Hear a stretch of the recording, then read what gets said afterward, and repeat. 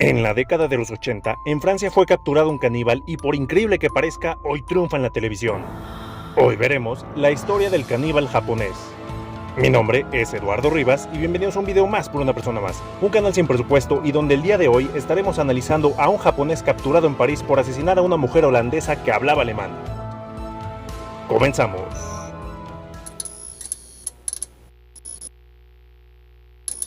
Para comenzar esta historia nos remontaremos hasta el año de 1949, cuando en Japón nació un pequeño niño asiático llamado Issei Sagawa.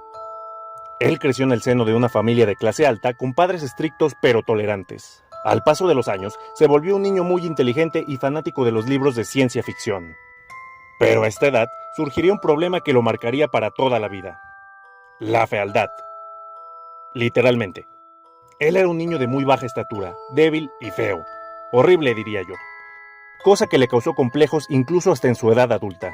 Y en palabras de él, ser feo le hizo apreciar y anhelar la belleza. A la par del surgimiento de estas inseguridades, otro peculiar antecedente de su comportamiento ocurría. Dado que de manera constante, él y su hermano participaban en un juego donde su tío fingía ser un caníbal que quería comerse a sus sobrinos. Así que los ataba y los ponía en una olla donde fingía comérselos. Ya saben, tiempo de calidad con la familia. Los años pasaron y Sagawa seguía igual de feo. Diría que creció, pero no, dado que en su edad adulta no alcanzaba siquiera el 1,50 m de estatura, aumentando más sus complejos y falta de confianza. Por aquellas épocas, la prensa japonesa popularizó el ideal de belleza occidental, lo que llamó la atención de Issei Sagawa. Él comenzó a generar una obsesión por tener a una mujer blanca de cabello rubio y ojos azules en su vida. Y esta admiración despertaba en él un apetito insaciable, es decir, sus tendencias caníbales empezaban a manifestarse. Sagawa comprobó que la ley de la atracción es real, ya que cuando éste cumplió 23 años, una joven alemana se mudó a su vecindario en Tokio. Así que nuestro amigo asiático sacó a relucir sus mejores técnicas de ligue, y decidió entrar a la casa de la joven mientras ésta durmiera. Llegada la noche, ingresó por la ventana portando una máscara de Frankenstein y sosteniendo un paraguas que fungía de arma. Se deslizó hasta la cama de la chica mientras ésta estaba en su tercer sueño, pero le pegó por accidente con su rodilla, despertando a la joven. Esta se levantó de un salto y empezó a gritar. Sagawa le dijo: «Tranquila, no voy a matarte, solo quiero comerme tu trasero». Y esto no es un chiste, en serio le dijo eso. Acto seguido intentó escapar, pero al ser un humano tan pequeño, logró ser detenido por la joven alemana, quien era más corpulenta, dando como resultado el arresto de Sagawa por intento de violación. Él evidentemente dijo: «Oficial, yo efectivamente quería comérmela, pero no como usted piensa». No duró mucho tiempo en prisión, ya que su padre, al ser un hombre con poder, lo sacó de la cárcel. Su familia, consternada, decidió mandarlo al psiquiatra, quien definió que este era una persona peligrosa. 5 años más tarde, en 1977, se mudó a Occidente, más específicamente a París, donde se matriculó como estudiante de literatura por la prestigiosa Universidad de Sorbona. Era un alumno excelente, pero seguía con sus tendencias caníbales. Por primera vez en su clase, estaba rodeado de estudiantes blancos. Sus compañeras eran pocas, pero muy hermosas. Y es ahí donde hace aparición una joven holandesa de nombre René Hartevelt, quien entró a su clase. Él quedó maravillado por su belleza, y para su suerte, el japonés inspiraba confianza en René. Ella era de los pocos estudiantes que hablaba con Sagawa, quien al parecer era el rarito del grupo. René lo invitó a cenar con ella y otros estudiantes franceses. Esa noche marcó a Sagawa, ya que ella era muy cariñosa y extrovertida con él. Hablaron con franqueza toda la noche sobre temas relacionados con teatro y literatura. Sagawa nunca olvidó esa noche. Pero fue tanta su emoción que su personalidad fue engullida por su obsesión caníbal. En las siguientes semanas, Issei Sagawa forjó una amistad con René. Ya había mejorado sus técnicas de ligue, así que le mandó una carta invitándola a su casa. El pretexto era aprovechar los conocimientos del idioma alemán que ésta tenía, y solicitar su ayuda para leer un poema que tenía en dicho idioma. Antes de la llegada de la joven, Sagawa había comprado un rifle para matarla. Él no consideraba que pudiera dispararle de frente, así que planeó que René se sentara en un escritorio junto a la pared dándole la espalda. Y llegado el momento, la chica holandesa se sentó a leer un poema de canibalismo que había elegido Sagawa. Acto seguido, le disparó. El japonés procedió a desgarrar la piel con sus mismas manos. y llevarse su ahora alimento a la boca. Sagawa también resultó necrofílico, si saben a lo que me refiero, y él mismo relata decirle te quiero al cadáver.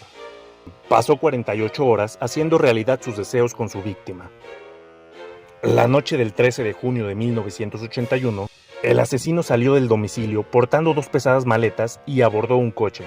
Fue a un parque cercano llamado Bosque de Bolonia, un frondoso parque a las afueras de París, donde planeaba esconder las evidencias del crimen. En dicho parque hay un restaurante flotante muy conocido. Los clientes vieron como un asiático bien vestido y de baja estatura se acercaba al lago con 2 maletas, pero por más increíble que parezca, se quedó dormido en un banco. Al despertar, vio que un anciano estaba espiando sus maletas, descubriendo que éstas estaban bañadas en sangre. Sagawa, nada tonto, se fue corriendo, desapareciendo en la oscuridad de la noche. El jefe de policía de París, Oliver Fall, se hizo cargo del caso. Las maletas contenían restos de cuerpo humano. Lo que más les llamó la atención es que alguien había extraído carne del cuerpo. Al realizar la autopsia, llegaron a la conclusión de que había sido asesinada con un disparo. No podían identificar el cuerpo por el daño tan extremo.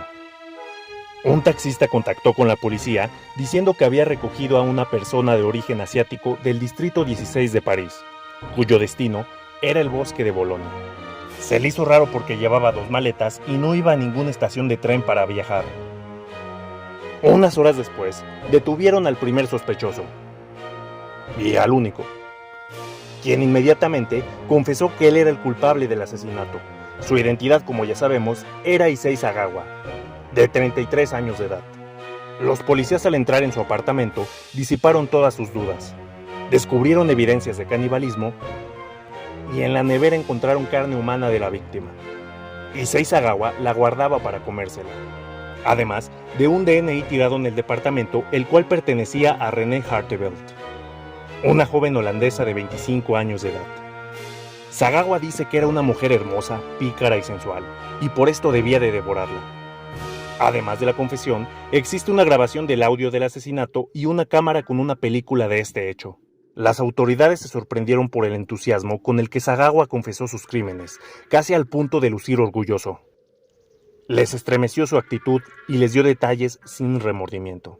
Los exámenes psiquiátricos, a los cuales fue sometido según las leyes francesas, tardaron todo un año, y concluyeron que este era un hombre hipersensible con poca confianza en sí mismo, pero también era una persona distante y que se mostraba satisfecho al relatar sus fechorías. Era una persona incapaz de sentir culpa. Sagawa dice que cuando lo ingresaron al hospital él no sintió nada. Su padre contrató un abogado con mucho poder e influencias, y este se puso en contacto con el Ministerio del Interior y el Ministerio de Salud francés. Les dijo que le parecía injusto que los contribuyentes franceses pagaran la hospitalización de Sagawa, que lo mejor sería mandarlo a Japón y que lo ingresaran a un hospital de ese país. Francia aceptó con la condición de que no volviera a pisar su territorio. Su padre sabía que si lo dejaba en libertad, toda la prensa japonesa y francesa se irían en contra de él, y para evitarlo, pidió a un hospital psiquiátrico que admitiera a su hijo como un enfermo mental. Sagawa fue ingresado al hospital frente a todas las cámaras, por lo cual la prensa pensó que este se quedaría el resto de su vida internado. Pero sorpresivamente a los 18 meses fue dado de alta y se reincorporó a su vida en Japón. Comenzó a vivir con una identidad falsa y con el paso de los años las autoridades japonesas dejaron de vigilarlo. Sus acciones destruyeron a su familia. Su hermano comenzó a sufrir problemas respiratorios por el estrés y la presión. Su papá dejó su trabajo y su mamá pensó en suicidarse. Aún así, Sagawa escribió su libro llamado En la niebla.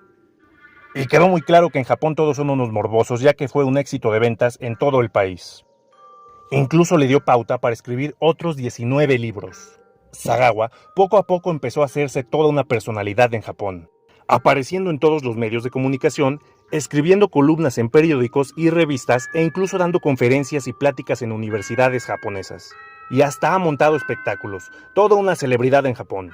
Y por si esto fuera poco, Sagawa actúa en películas porno, eligiendo sus compañeras de actuación, siendo estas esbeltas y blancas similares a su víctima.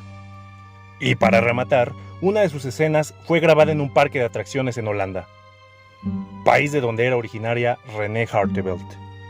No tengo el dato de si sigue activo en las películas porno, dado que ya tiene 71 años y pues la disfunción eréctil no discrimina.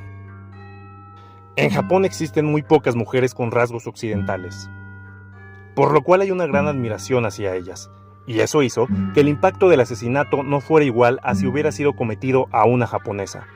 Sagawa se hizo una especie de antihéroe en su país. Issei Sagawa relata que sus deseos siguen siendo los mismos. Él sabe que no está curado. Dice que cada que ve las piernas de una mujer, desearía comérselas. Aunque al envejecer, cambió sus gustos de mujeres occidentales a japonesas jóvenes, a quienes ahora considera las más hermosas del mundo. Casos como el de Issei Sagawa existen pocos. Parece incomprensible que alguien con este historial siga libre por las calles de Tokio, interactuando sin mayor problema con la gente, y hasta siendo de cierta forma admirado. Lo que me hace concluir que en Japón están locos.